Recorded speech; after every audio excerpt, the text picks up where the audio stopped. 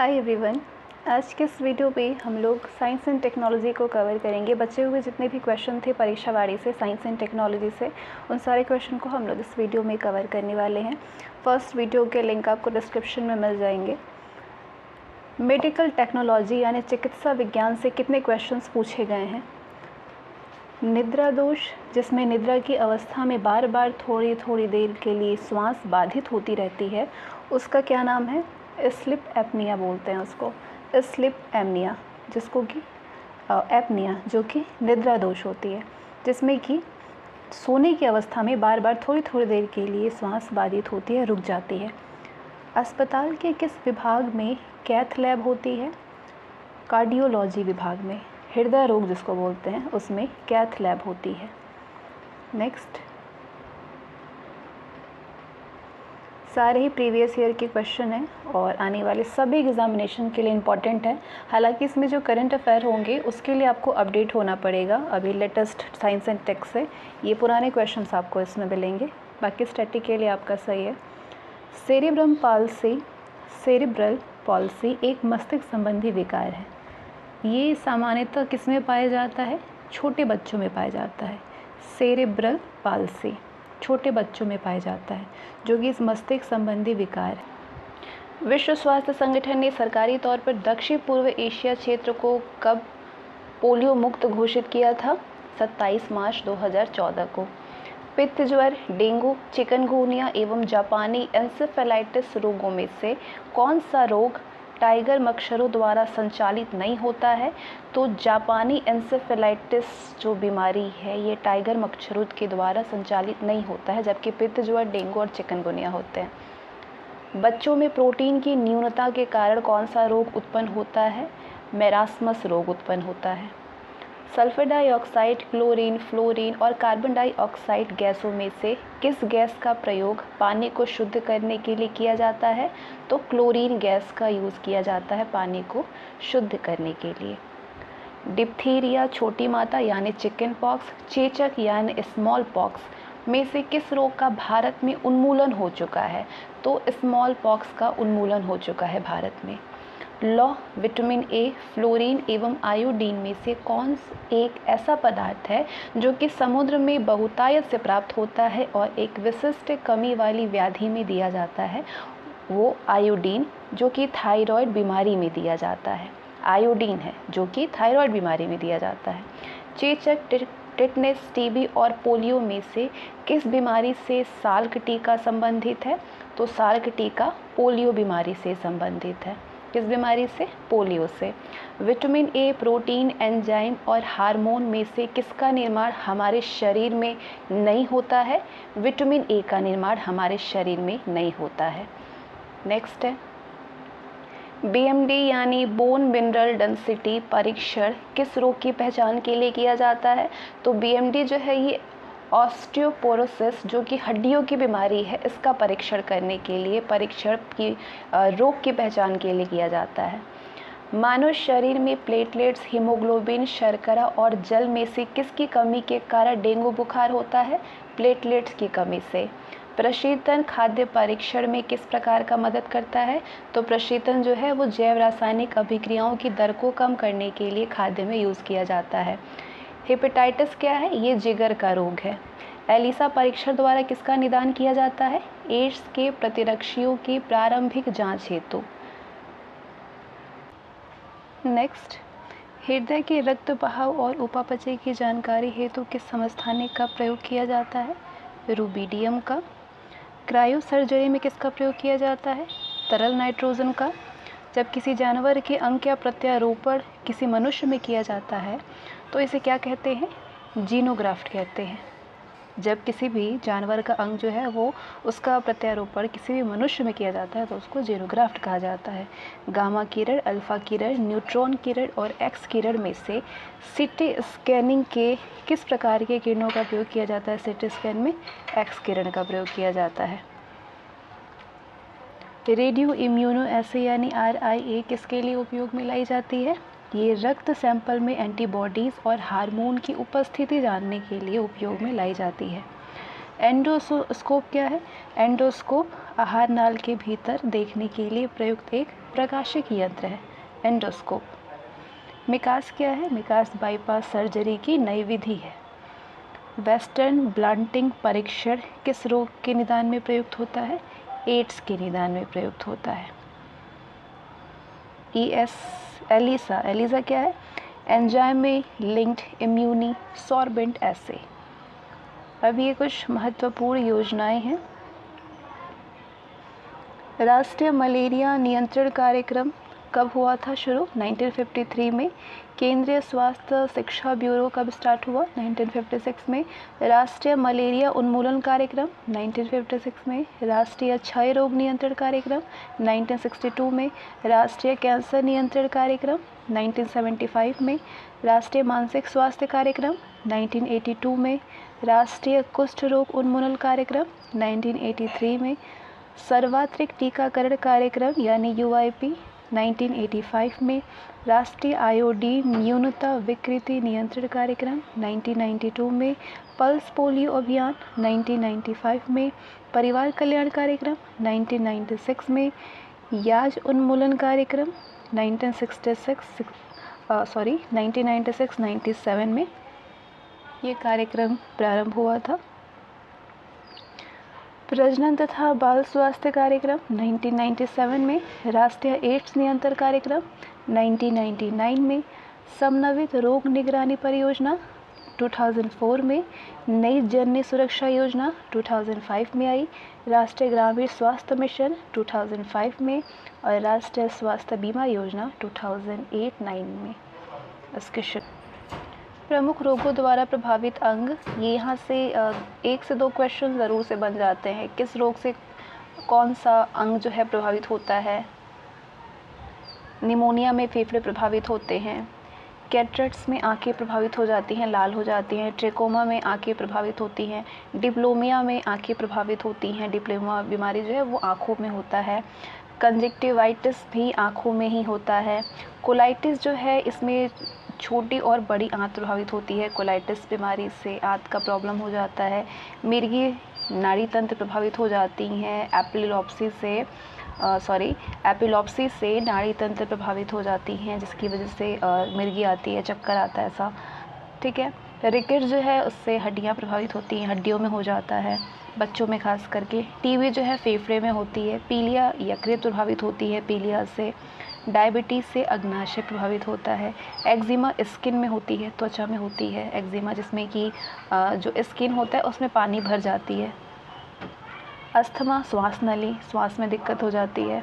Paralysis जो है उसमें नाड़ी प्रभावित होती हैं। ठीक है। पैरालिसिस में, मिर्गी में, ये सब चीज़ों में नाड़ी प्रभावित होती हैं। पोलियो से नाड़ी प्रभावित होती है और हाथ पैर भी प्रभावित होता है। टाइफाइड से आंत प्रभावित होती है। स्कर्वी में दांत और मसूड़े प्रभावित होते हैं। ग्वाइटर में गला सूज जाता है। मोतियाबिंद आँख में होता है। अर्थराइटिस जोड़ में होती है। डिप्थीरिया से गला प्रभावित होता है। मैग्नीजाइटिस से मस्तिष्क प्रभावित होते हैं। पायरिया में दांत प्रभावित होते हैं। इंसेफेलाइटिस मस्तिष्क प्रभावित होता है। रतौंधी आँख प्रभावित होती है, जो कि रात के टाइम दिखाई नहीं देती है। मलेरिया में रक्त कोशिका प्रभावित होते हैं। फाइलेरिया से लसिका पर प्रभावित होते हैं, जिससे कि पैर वगैरह सूज जाते हैं। श्वेत रक्तता से अस्थि मज्जा प्रभावित होते हैं। श्वेत रक्तता से अस्थि मज्जा प्रभावित होते हैं। तो इसको आप पॉज करके एक बार और देखना चाहते हैं तो देख सकते हैं। यहाँ से क्वेश्चन पूछ जाते हैं 1 से 2, वैसे आप। नेक्स्ट, स्टेथोस्कोप किस सिद्धांत पर कार्य करता है? स्टेथोस्कोप ध्वनि का परावर्तन में। नेक्स्ट, अल्ट्रासाउंड इमेजिंग में पराश्रव्य तरंगों को उत्पन्न करने के लिए ध्वनि तरंगों को किस पर से प्रभावित किया जाता है? तो ध्वनि तरंगों को लेड जिरकोनेट से प्रवाहित किया जाता है। लेड जिरकोनेट से। फिनाइल किस वर्ग का औषधि है? तो फिनाइल जो है ये डिसइंफेक्टेंट औषधि है, डिसइंफेक्टेंट होता है ये। थाइमस मस्तिष्क, प्लीहा और लसिका गांठों में से कौन सा अंग शरीर की प्रतिरक्षा प्रक्रिया में भाग नहीं लेता है? तो मस्तिष्क भाग नहीं लेता है। वायरस से संक्रमित कोशिकाएं किस प्रतिरोधी पदार्थ को उत्पन्न करती हैं? इंटरफेरॉन को उत्पन्न करती हैं।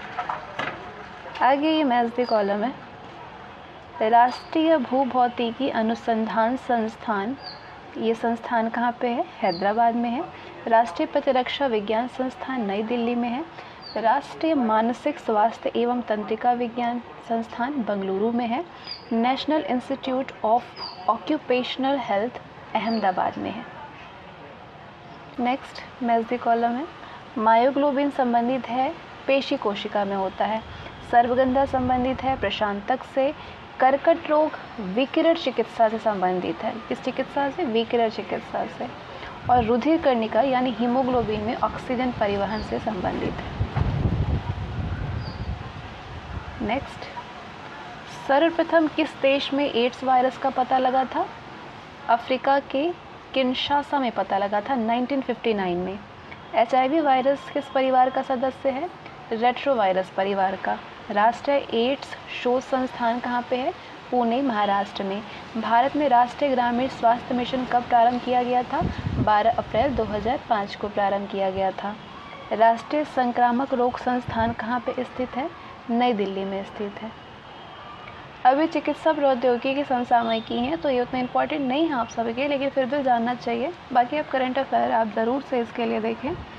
देश का वो पहला राज्य जिसने अप्रैल 2020 में भारतीय चिकित्सा अनुसंधान परिषद यानी ICMR द्वारा कोविड-19 के लिए पूल परीक्षण की अनुमति प्रदान की, वो है उत्तर प्रदेश।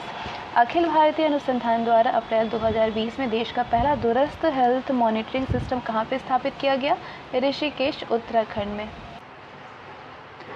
अखिल भारतीय अनुसंधान द्वारा अप्रैल 2020 में देश का पहला दूरस्थ हेल्थ मॉनिटरिंग सिस्टम कहाँ पे स्थापित किया गया? तो देश का पहला दूरस्थ health monitoring system Rishikesh, Uttarakhand में स्थापित किया गया। अप्रैल 2020 में किस संस्थान ने कोविड-19 के लिए नवीन ब्लड प्लाज्मा थेरेपी की खोज की है? तो ये Shri Chitra Tirunal institute for medical sciences and technology ने शुरू किया हुआ है, खोज किया हुआ है, जो कि तिरुवनंतपुरम है। Shri Chitra Tirunal institute for medical sciences and technology. मई 2020 में राष्ट्रीय विज्ञान संस्थान ने कोरोना संक्रमण की जांच हेतु पहली स्वदेशी एंटीबॉडी डिटेक्शन किट कहाँ पे विकसित की गई? पुणे, महाराष्ट्र में की गई। मार्च 2020 में IIT बॉम्बे ने कोरोना संक्रमित लोगों पर नज़र रखने हेतु कौन सा ऐप विकसित किया? Corona time app. सितंबर 2020 को किस राज्य ने कोविड-19 के मरीजों के लिए विशेष रूप से निर्मित रोबोट भारती का शुभारंभ किया? छत्तीसगढ़ ने किया। वो राज्य जो 7 अप्रैल 2018 को सीरम इंस्टीट्यूट पुणे में स्वदेशी तकनीक से तैयार रोटा वायरस टीका को शुरू करने वाला देश का पहला राज्य बना, वो राज्य है झारखंड। डाउन सिंड्रोम से पीड़ित व्यक्ति के जीवन पर आधारित वो पुस्तक जिसका विमोचन 26 मार्च 2018 को नई दिल्ली में डाउन सिंड्रोम पर राष्ट्रीय सम्मेलन के दौरान हुआ, वो है ट्विलाइट्स चिल्ड्रन। कौन सी है? ट्विलाइट्स चिल्ड्रन पुस्तक का नाम है। 13 मार्च 2018 को नई दिल्ली में टीबी उन्मूलन शिखर सम्मेलन के दौरान भारत में पूरी तरह से टीबी को समाप्त करने का लक्ष्य रखा गया। कब तक? 2025 तक। वैश्विक लक्ष्य है 2030। महिलाओं के स्वास्थ्य को बेहतर बनाने के लिए डिजिटल तकनीक का उपयोग करने वाला चिकित्सा निदान सॉफ्टवेयर का नाम है फेमटेक। भारत के किस राज्य में नीपा वायरस के संक्रमण की पुष्टि की गई? तो भारत के दक्षिण राज्य केरल में की गई है। भारतीय वायुसेना ने अपनी 86वीं वर्षगांठ पर डिजिटल इंडिया, आयुष्मान भारत और मिशन इंद्रधनुष के संबंध में एक मोबाइल हेल्थ ऐप की शुरुआत की है। तो वो कौन सा ऐप है? मेड वॉच है। क्या नाम है? Made watch. भारतीय खाद्य सुरक्षा और मानक प्राधिकरण यानी food safety and standards authority of India ने औद्योगिक रूप से उत्पन्न ट्रांस फैट के दुष्प्रभावों के बारे में लोगों को जागरूक करने के लिए किस मीडिया अभियान की शुरुआत की है? तो उस अभियान का नाम है heart attack rewind. Heart attack rewind. IIT Hyderabad और राष्ट्रीय ध्रुवीय एवं समुद्री अनुसंधान केंद्र गोवा के वैज्ञानिकों ने किस संस्थान पर ऐसी कवक प्रजातियों को तलाशने में सफलता हासिल की है जिनसे ब्लड कैंसर का उपचार किया जा सकता है? तो वो स्थान है अंटार्कटिका में। ग्लैडस्टीन इंस्टीट्यूट कैलिफोर्निया के शोधकर्ताओं ने अल्जाइमर रोग के लिए जिम्मेदार जीन का तोड़ खोज निकाला है, वो है ApoE4।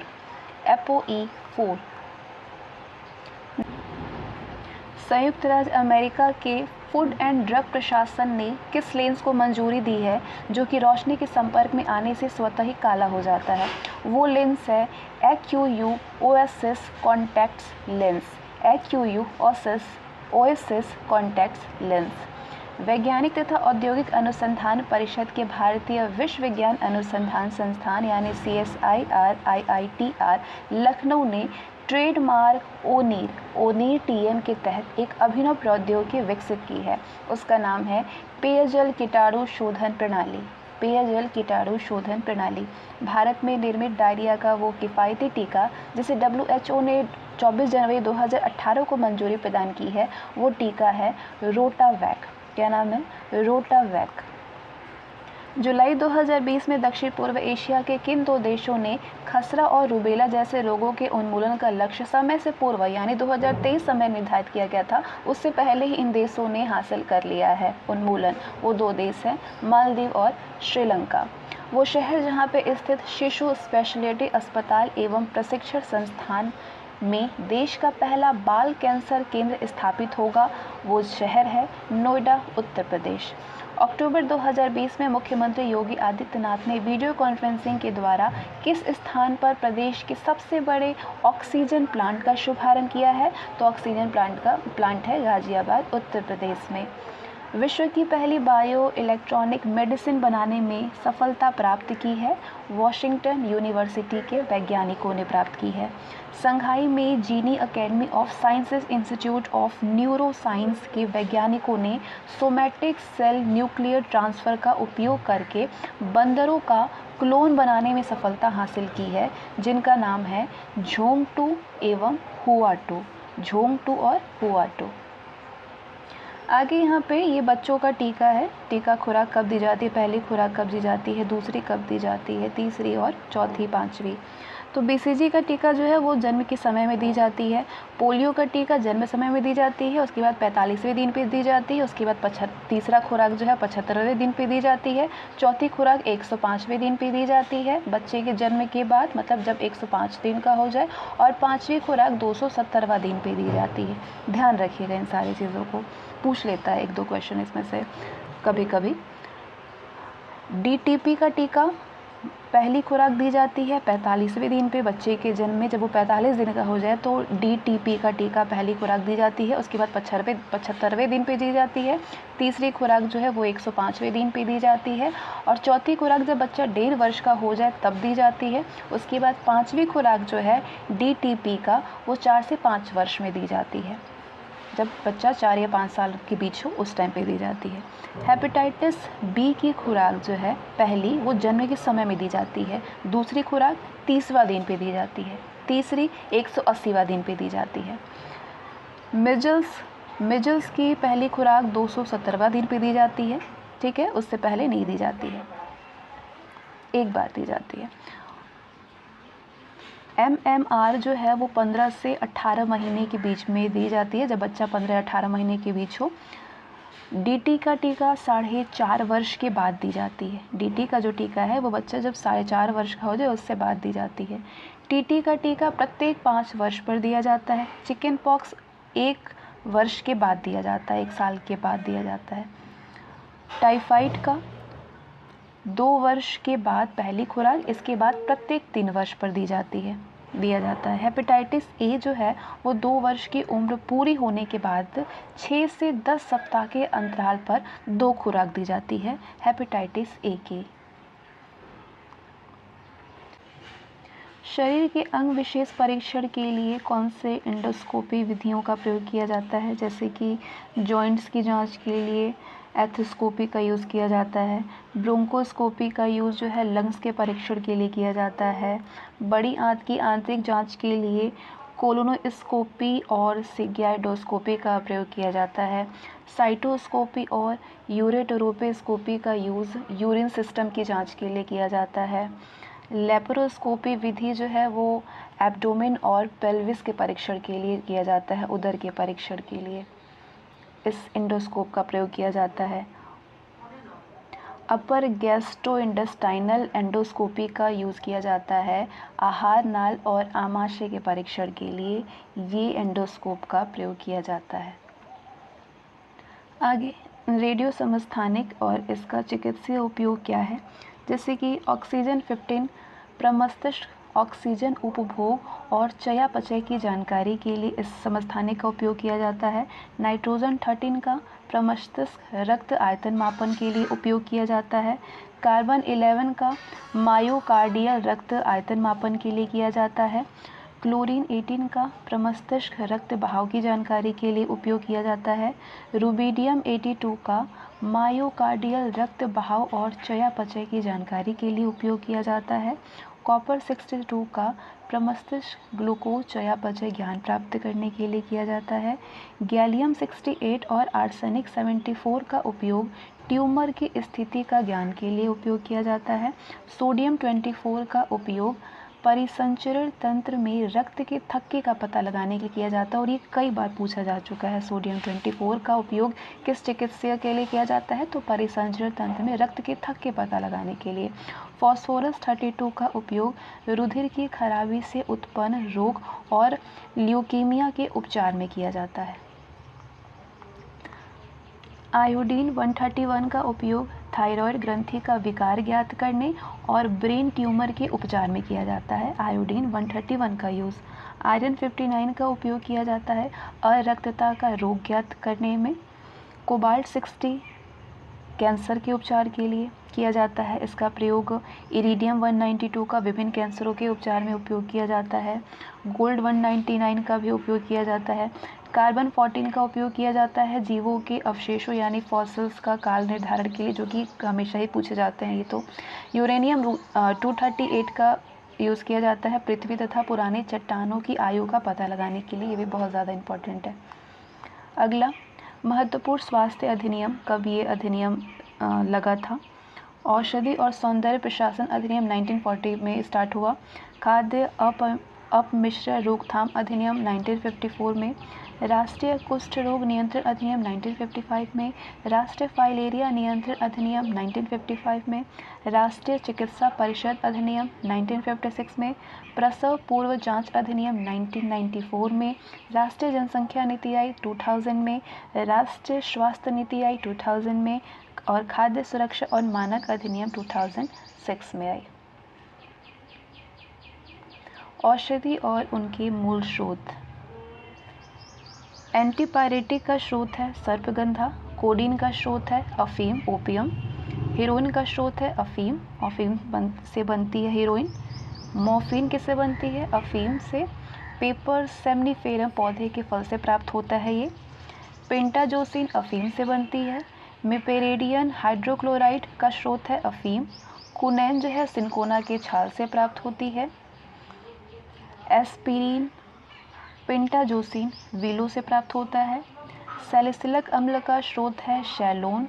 रिस्पाइन का स्रोत है रावोल्फिया सर्वेंटिना का जड़। रावोल्फिया सर्वेंटिना का जड़ जो है वो रिस्पाइन से प्राप्त होती है। पेनिसिलिन कवक से। इमेटिन अमीबिया डिसेंट्री का स्रोत है इपिकॉक का पौधा, इपिकॉक। कोफीन का स्रोत है एरिथ्रोजाइनोल कोका, जिसको बोलते हैं अकवन, अकवन। कैफीन प्राप्त होती है कॉफ़ी और चाय से। निकोटीन का स्रोत है तंबाकू। डिजिटेलिस का फॉक्स ग्लोव की पत्तियाँ। रेजर पाइन का स्रोत है रावोल्फिया सर्पेंटिना। इंसुलिन का स्रोत है डहेलिया, डहेलिया का पौधा आपने देखा होगा। इफिड्रिन एफिड्रा पौधे के तने से प्राप्त होती है। साइट्रेरिन ल्यूकेमिया दवा का स्रोत है स्पंज। बिनक्राइस्टीन या जो कि एंटी कैंसर होता है, बिनक्राइस्टीन ये पेरिक्लिकल पौधा से प्राप्त होता है, इसका स्रोत है पेरिक्लिकल पौधा।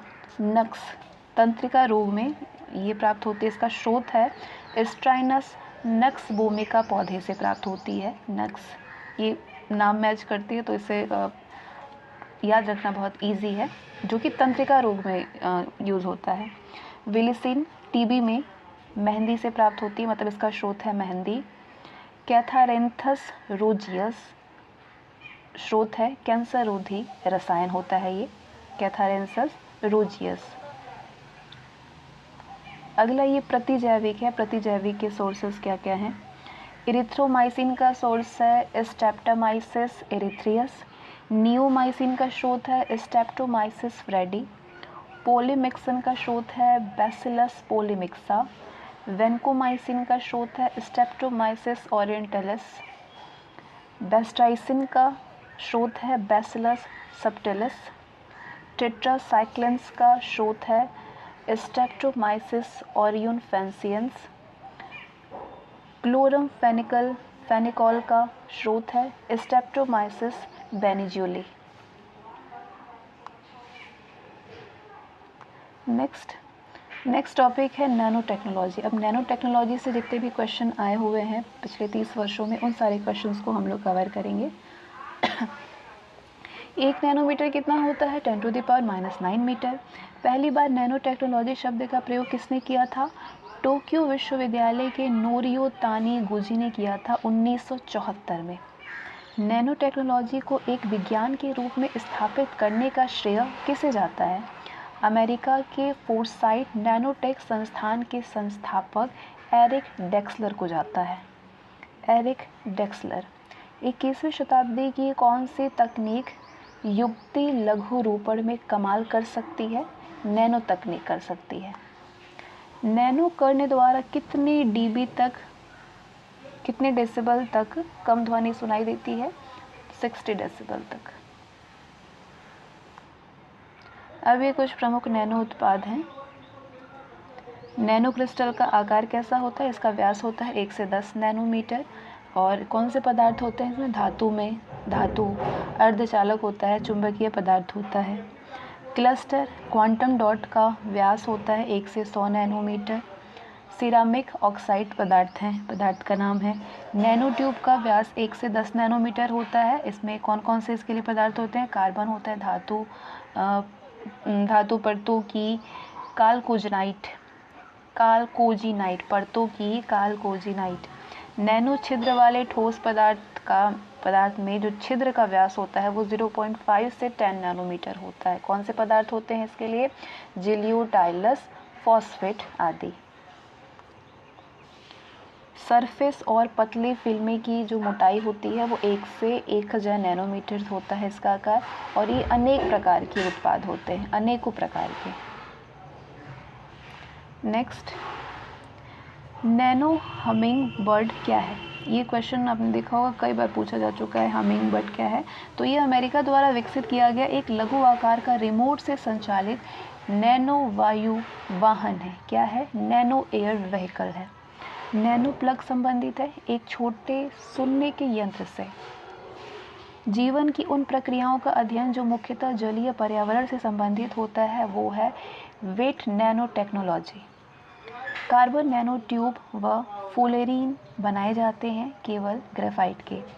कार्बन के एलोस्ट्रोप्स कार्बन नैनो ट्यूब और फुलेरीन को मिश्रित करके बनाया जाता है नैनोबट। नेक्स्ट, 20 फरवरी 2017 को किस यूनिवर्सिटी के शोधकर्ता ने पहला स्ट्रेबेच इंटीग्रेटेड सर्किट यानी आईसी चिप विकसित किया जो कि पूरी तरह से इंकजेट प्रिंटर का उपयोग करके बनाया गया है? उस यूनिवर्सिटी का नाम है मिशिगन स्टेट यूनिवर्सिटी। 4 मई 2016 को मॉन्ट्रियल विश्वविद्यालय के वैज्ञानिकों द्वारा किसकी संरचनाओं का उपयोग करके दुनिया का सबसे छोटा यानी नैनो थर्मामीटर विकसित किया है? DNA deoxyribose nucleic acid. 2016 में यूनिवर्सिटी ऑफ कैम्ब्रिज के शोधकर्ताओं ने कैवेडिश प्रयोगशाला में किसके नेतृत्व में दुनिया का सबसे छोटा प्रकाश चालित इंजन विकसित किया है? प्रोफेसर जेरेमी बॉम्बर्ग के। 10 अक्टूबर 2016 को किस भारतीय शोधकर्ता ने एक स्थिर उच्च दक्षता all inorganic parasite nano crystals और कोशिकाओं का सफलतापूर्वक उत्पादन किया है? पुणे के Indian institute of science education and research यानी IISER के रसायन विज्ञान विभाग के एक अनुसंधान विज्ञान अभिषेक स्वर्णकार द्वारा। नैनो विज्ञान और प्रौद्योगिकी को विकसित और प्रोत्साहित करने के उद्देश्य से राष्ट्रीय नैनो विज्ञान एवं प्रौद्योगिकी मिशन की शुरुआत कब की गई? मई 2007 में। IISER पुणे की डॉक्टर संदीप्ता वासु के नेतृत्व में शोधकर्ताओं ने कैंसर कोशिकाओं से निपटने के लिए किसका विकास किया है? नैनो व्हीकल का।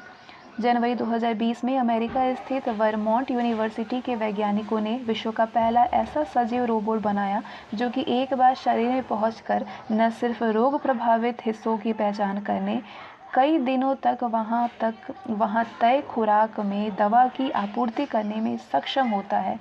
इस रोबोट को क्या नाम दिया गया है? जेनोबोट। 1 मिलीमीटर ये चौड़ा है। ये रोबोट टूट जाने पर खुद ब खुद मरम्मत कर लेता है अपने आप को। जून 2020 में किस संगठन के वैज्ञानिकों ने एक नए अकार्बनिक कार्बनिक यौगिक का विकास किया जो कि स्तन, फेफड़े और यकृत कैंसर कोशिकाओं को रोकने में मददगार साबित हो सकता है? इसका नाम है नैनो विज्ञान और प्रौद्योगिकी संस्थान, जो कि मोहाली, पंजाब में है। भारत में नैनो प्रौद्योगिकी का जनक कहा जाता है प्रोफेसर CNR राव को।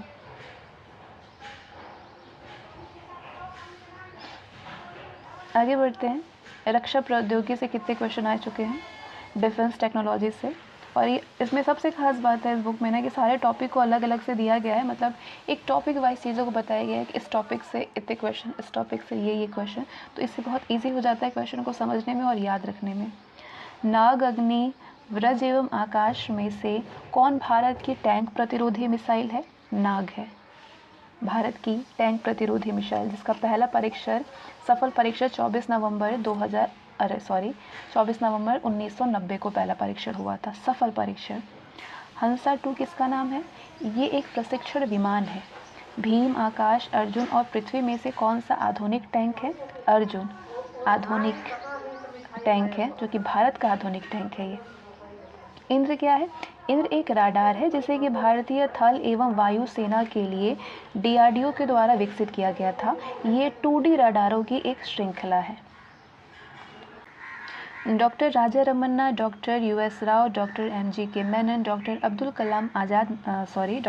कलाम में से भारतीय प्रक्षेपात्रों के पूर्ण स्वदेशी कार्यक्रम का निर्माता कौन है? तो पूर्ण स्वदेशी कार्यक्रम के निर्माता हैं डॉक्टर अब्दुल कलाम। इनकी देखरेख में अग्नि, पृथ्वी, त्रिशूल, नाग और आकाश जैसे महत्वपूर्ण प्रक्षेपात्र तैयार किए गए। शौर्य क्या है? शौर्य लगभग 700 किलोमीटर की दूरी तक सतह से सतह पर मार करने वाली एक हाइपरसोनिक मिसाइल है। देशज तकनीक से विकसित तेजस क्या है? तेजस भारत का प्रथम स्वदेशी हल्का लड़ाकू विमान है। INS शक्ति क्या है? स्वदेशी निर्मित पहला तेल वाहक पोत है, फ्लीट टैंकर है। ब्रह्मोस सुपरसोनिक क्रूज मिसाइल का निर्माण किन 2 देशों के द्वारा किया गया है? भारत और रूस के द्वारा किया गया है। भारत की ब्रह्मपुत्र और रूस की मस्कवा नदी के नाम पर ब्रह्मोस इसका नाम दिया गया है। DRDO द्वारा बनाए गए मानव रहित एयरक्राफ्ट का क्या नाम है? इसका नाम है लक्ष्य।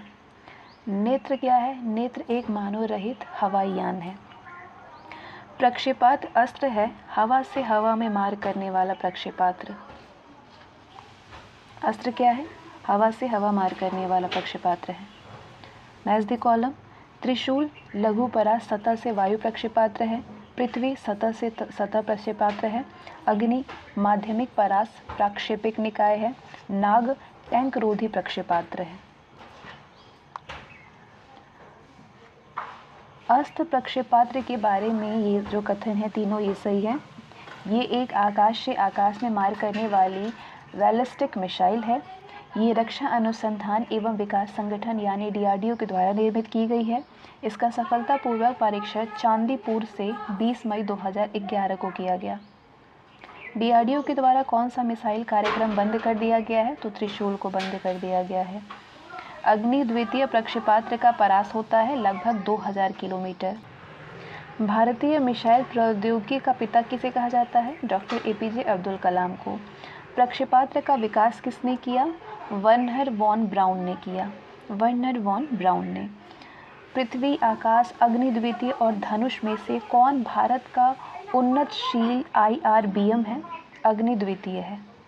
भारत ने बराक 8 मिसाइल किस देश के सहयोग से विकसित किया? इजराइल के सहयोग से विकसित किया है। Next match the column. Arihant परमाणु पनडुब्बी है। अवाक्स इजराइल द्वारा विकसित फाल्कन वायुसेना हेतु हवाई रडार प्रणाली है। अवाक्स।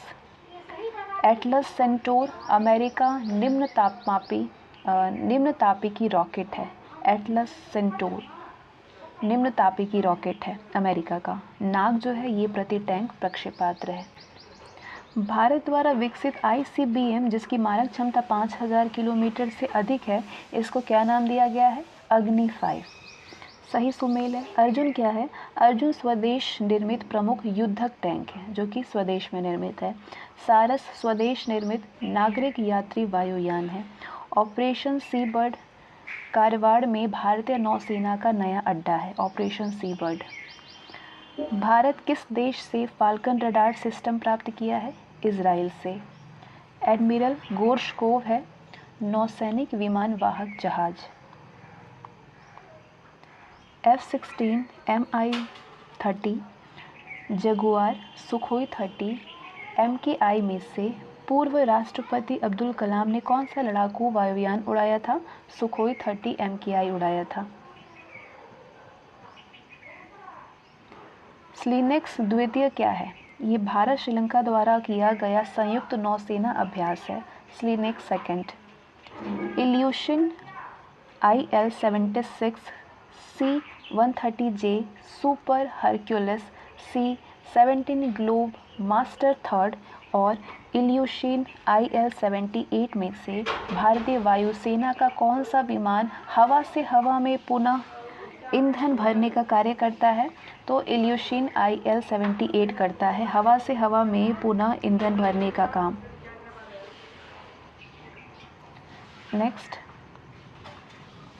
तेजस, विनाशक, ओजस और अग्नि में से भारतीय वायुसेना का पहला लड़ाकू विमान कौन है? ओजस है, पहला लड़ाकू विमान है। आगे बढ़ने से पहले इन्हें भी जान लीजिए। ये भारतीय थल सेना कमांड पश्चिमी कमांड का मुख्यालय है चंडी मंदिर में। उत्तरी कमांड का और इसके कमांड क्या है? तो उत्तरी कमांड जो है इसका मुख्यालय उधमपुर में है। मध्य कमांड का मुख्यालय लखनऊ में है।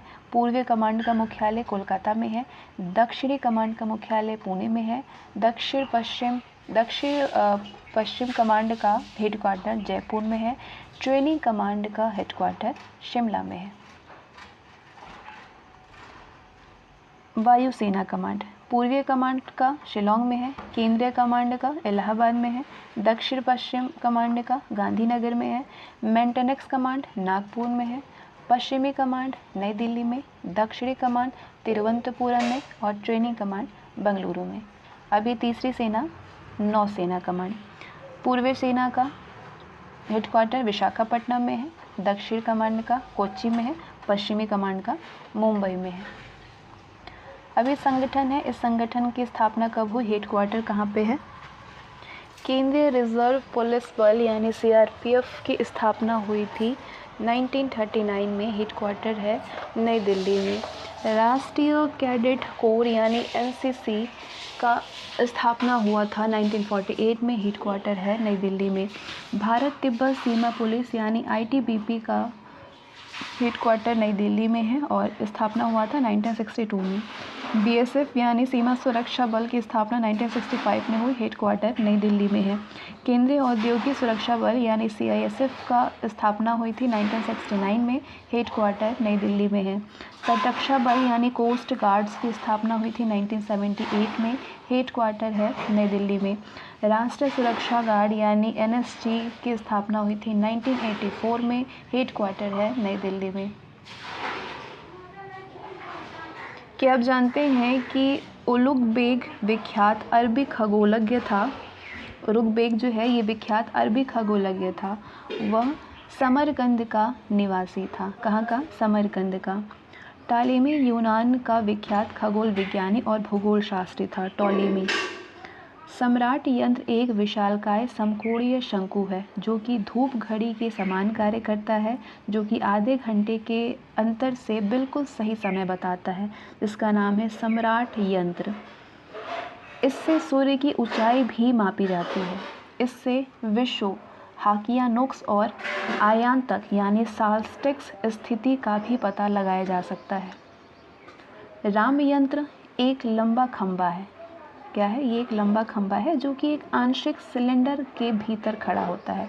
ये आकाश में तारों की ऊंचाई और दिगंश को एक बड़ी सीमा तक शुद्धता से मापता है। इंपॉर्टेंट पॉइंट्स हैं जिससे क्वेश्चन बन जाते हैं। जयप्रकाश एक चौड़ा अवतल प्याला है जिस पर कि समस्त खगोलीय पिंड की स्थिति हर समय पे मापी जा सकती है जयप्रकाश से।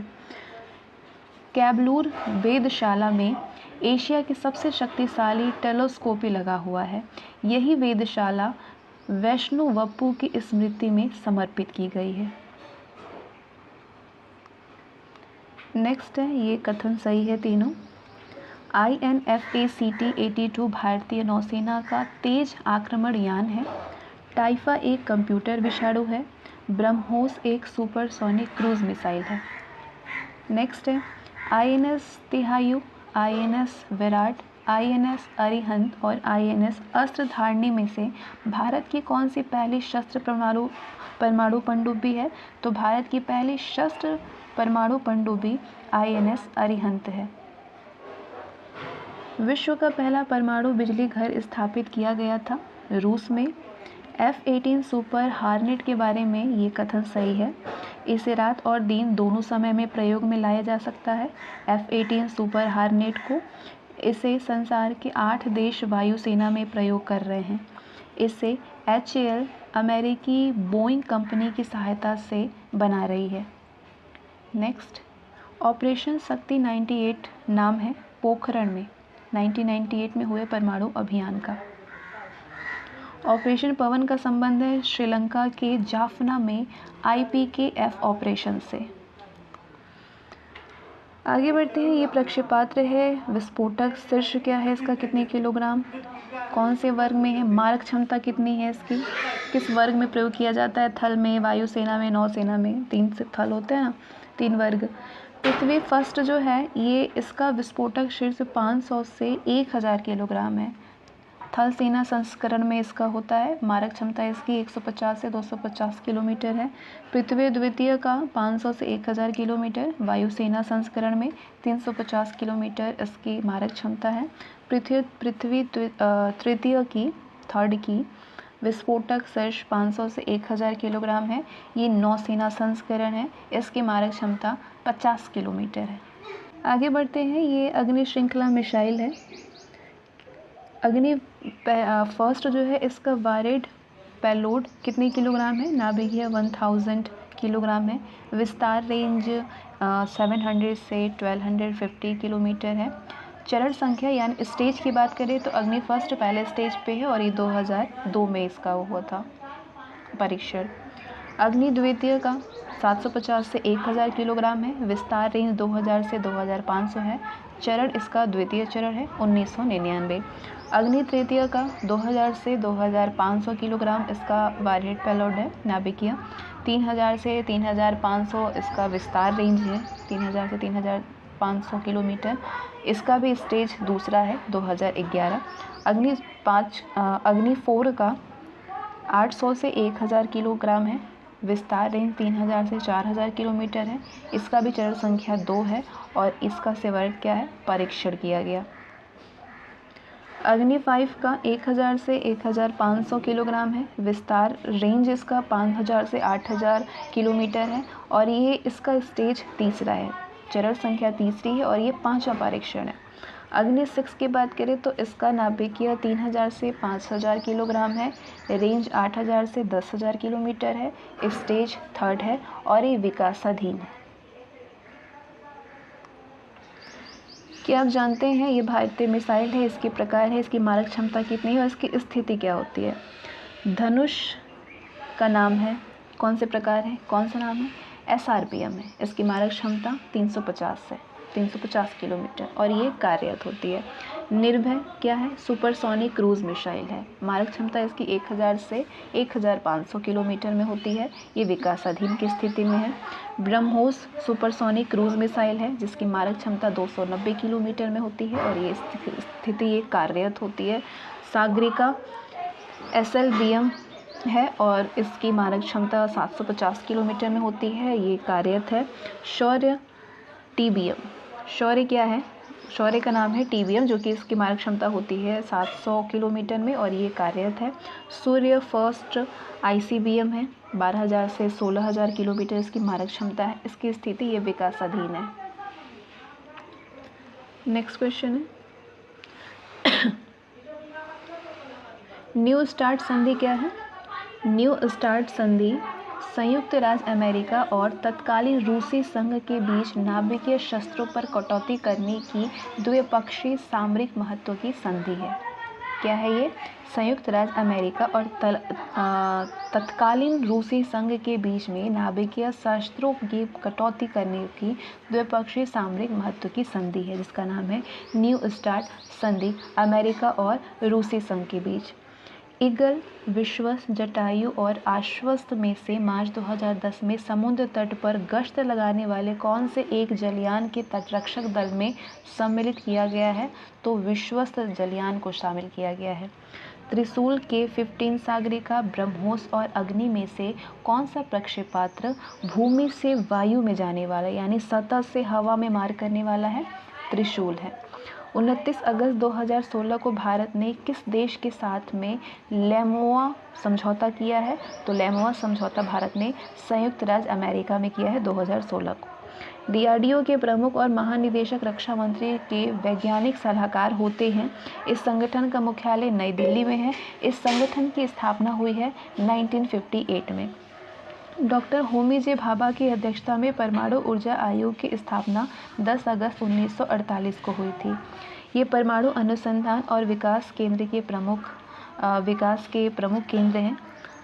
भाभा परमाणु अनुसंधान केंद्र यानी बार्क कहाँ पे है, ट्रॉम्बे, मुंबई में। इंदिरा गांधी परमाणु अनुसंधान केंद्र यानी IGCAR कलपक्कम, तमिलनाडु में है और ये कब बना, 1971 में। उच्च प्रौद्योगिकी केंद्र यानी CAT कहाँ पे, इंदौर, मध्य प्रदेश में है। थेरियम यूरेनियम 233 ईंधन चक्र का उपयोग करने वाला विश्व का प्रथम रिएक्टर है कामिनी। पोखरण, राजस्थान में भारत ने पहला परमाणु परीक्षण किया था 18 मई 1974 में। 23 मई 2013 को तत्कालीन प्रधानमंत्री डॉक्टर मनमोहन सिंह ने कहाँ पे भारतीय राष्ट्रीय रक्षा विश्वविद्यालय का शिलान्यास किया था, हरियाणा में, गुरुग्राम जिले में, बिनौला में। इन्हें भी जान लीजिए, ये रक्षा उत्पादन और आपूर्ति विभाग से जुड़े सार्वजनिक प्रतिष्ठान हैं। हिंदुस्तान एरोनॉटिक्स लिमिटेड का हेडक्वार्टर है बेंगलुरु में, स्थापना हुई थी 1964 में। भारत इलेक्ट्रॉनिक्स लिमिटेड का हेडक्वार्टर बेंगलुरु में है, स्थापना हुई थी 1954 में। भारत अर्थ मूवर्स लिमिटेड का हेडक्वार्टर है बेंगलुरु में, स्थापना हुई थी 1964 में। मझगांव डॉक लिमिटेड का हेडक्वार्टर है मुंबई में, स्थापना हुई थी 1960 में। गोवा शिपयार्ड लिमिटेड का हेडक्वार्टर है वास्को डी गामा में, स्थापना हुई थी 1970 को। भारत डायनामिक्स लिमिटेड का हेडक्वार्टर है हैदराबाद में, स्थापना हुई थी 1970 में। गार्डन रीच वर्कशॉप लिमिटेड का हेडक्वार्टर है कलकत्ता में, स्थापना हुई थी 1934 में।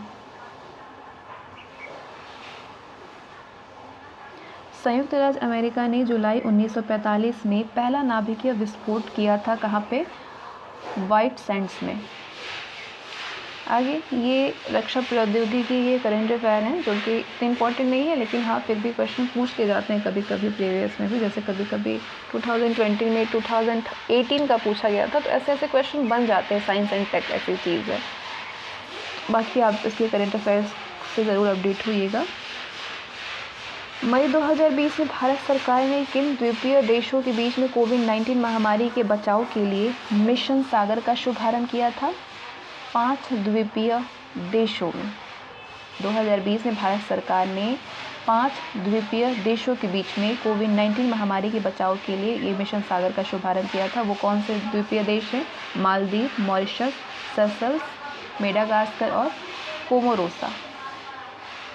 दिसंबर 2020 में रूसी फेडरेशन नेवी और भारतीय नौसेना के मध्य पैसिक्स अभ्यास 2020 का आयोजन कहाँ पे किया गया था?